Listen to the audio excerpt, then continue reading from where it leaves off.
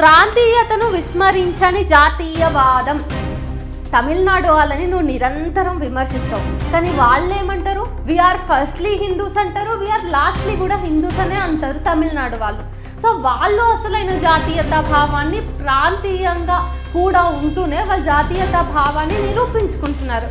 కానీ నువ్వేంటి ఇప్పుడు నాకు అర్థం కాదు. నీ ప్రాంతీయతను విస్మరించని జాతీయవాదం అంటే ఒకే దేశం, ఒకే ఎన్నిక, ఒకే భాష, ఒకే మతం, ఇదా నీ ప్రాంతీయతను విస్మరించని జాతీయవాదం అంటే?